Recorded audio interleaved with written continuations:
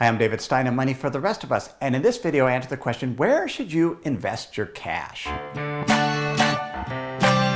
I recently got an email from a listener to my podcast, and he had just found out that his credit union was no longer going to pay interest on his savings account.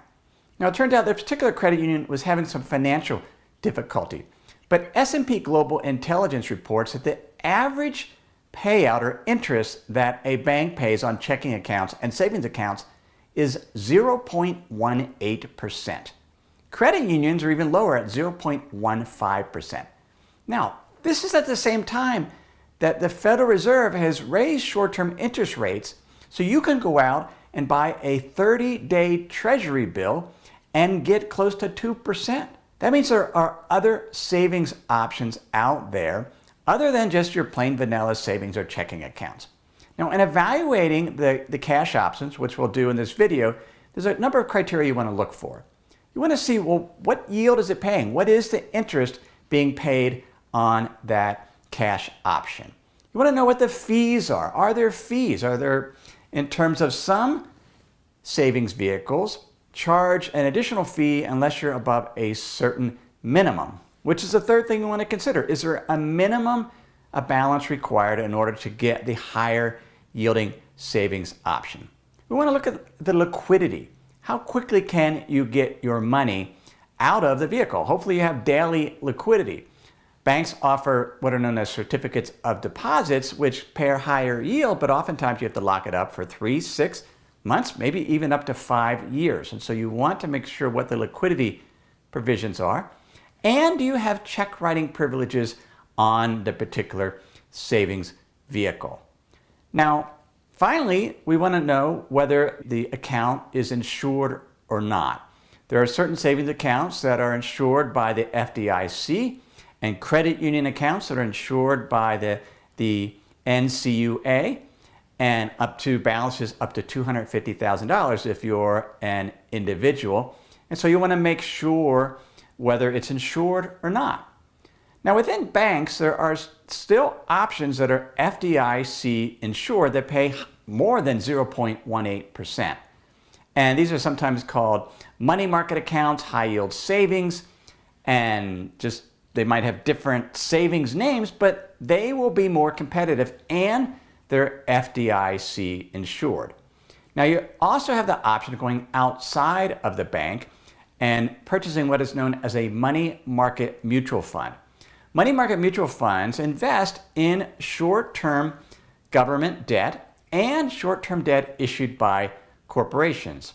The short-term corporate debt is called commercial paper. A money market mutual fund can't invest in any security that is longer than 13 months, and the average maturity of the portfolio has to be less than 90 days. And so this is still very, very short-term investment.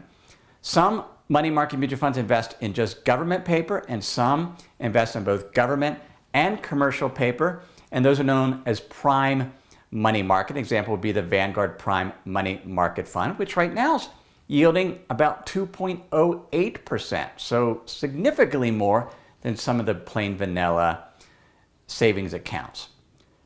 Now, with money market mutual funds, there are sweep accounts and what are known as purchased accounts, where you actually have to go out and buy the money market mutual fund, just like you're trading in like an exchange traded fund, because these money market mutual funds are often available through your brokerage relationship. Usually the purchased money market mutual funds, we actually buy it, they tend to yield more than just the sweep accounts that a brokerage will just take your uninvested cash and move it into a money market account.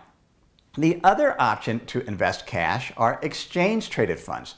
There are exchange traded funds that invest in very short-term government bills. And an example would be the iShares Short-Term Treasury ETF. The ticker is SHV.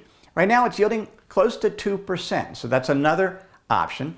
Now with these short-term ETFs, they generally have a little bit of interest rate risk. And so if short-term rates would go up significantly, they could fall a little bit in value. But it's still an option out there. You can get a floating rate Treasury ETF. An example of that is the iShares Floating Rate Treasuries ETF. That's yielding about 1.9%. And then the other option is an ultra short-term bond ETF, which might be a little more interest rate sensitive, but some of these yield up to 2.5% right now.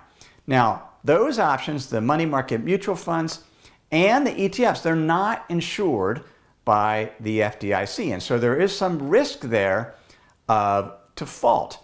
Now, the risk is low, particularly for money market mutual funds and the short-term ETFs, because they're diversified among hundreds of holders.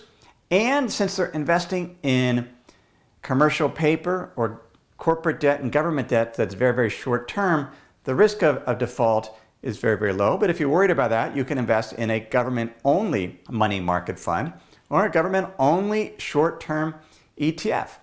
Finally, the yields I've discussed are all before tax. If you're in a very high tax bracket, you might find an option in a municipal money market mutual fund or a municipal ultra short-term bond ETF to be an attractive option, because you need to compare your after-tax yield versus some of these municipal options where you don't have to pay taxes on the interest. So those are some options for investing cash. One of the things to consider is it worth the additional effort to go and research a money market mutual fund or other option? If you're only getting 0.1% or maybe even 0.4% on your savings account, it's probably worth looking at some of these other options. If you're already getting 1.8% or so, this is as of September 2018, then maybe it's not worth the additional effort to try to pick up an additional 0.2%. So if you have any questions on this video, you can go ahead and leave them in the comments. Thanks.